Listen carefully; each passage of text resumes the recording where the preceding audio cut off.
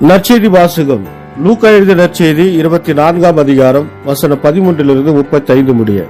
அதே நாளில் சீடர்களுள் இருவர் எருசலேமிலிருந்து ஏறத்தாழ 11 கிலோமீட்டர் தொலைவில் உள்ள ஓர் ஊருக்கு சென்று கொண்டிருந்தனர். அவ்வூரின் பெயர் எம்மாவு.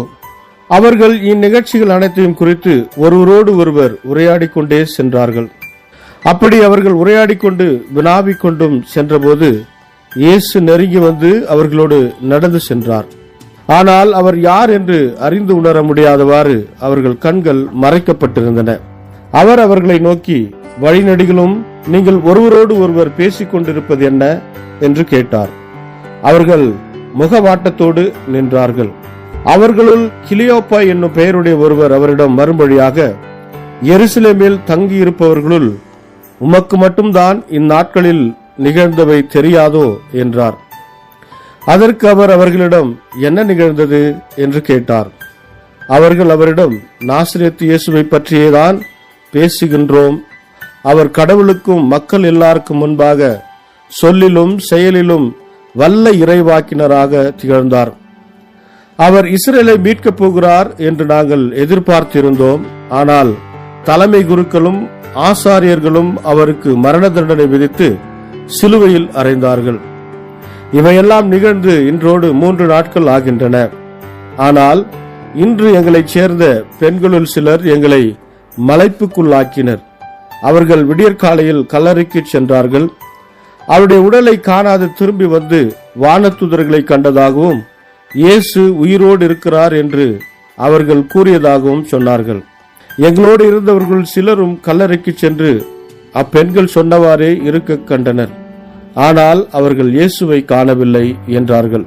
இயேசு அவர்களை நோக்கி, அறிவிலிகளே, இறைவாக்கினர்கள் உரைத்த எல்லாவற்றையும் நம்ப இயலாத மந்த உள்ளத்தினரே, மெசியா தாம் மாட்சி அடைவதற்கு முன் இத்துன்பங்களை பட வேண்டும் அல்லவா என்றார்.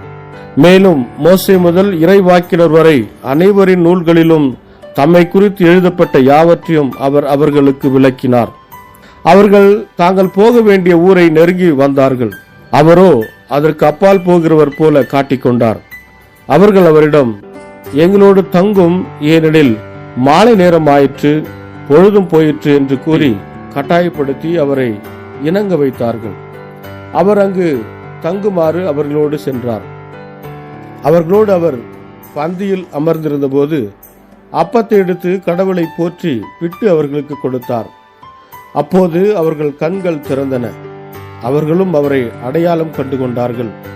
உடனே அவர் அவர்களிடமிருந்து மறைந்து போனார்.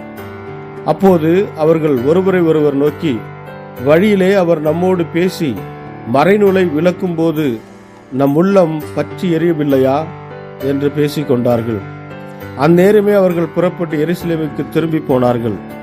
அங்கே 11 அவர்களோடு இருந்தவர்களும் குழுமி இருக்க கண்டார்கள். அங்கிருந்தவர்கள், ஆண்டவர் உண்மையாகவே உயிருடன் எழுப்பப்பட்டார், அவர் சீமோனுக்கு தோற்றமளித்துள்ளார் என்று சொன்னார்கள். அவர்கள் வழியில் நிகழ்ந்தவற்றையும் அவர் அப்பத்தை பிட்டு கொடுக்கும்போது அவரை கண்டுணர்ந்து கொண்டதையும் அங்கிருந்தவர்களுக்கு எடுத்துரைத்தார்கள். கிறிஸ்து வழங்கும் நற்செய்தி. கிறிஸ்துவே உமக்கு புகழ்.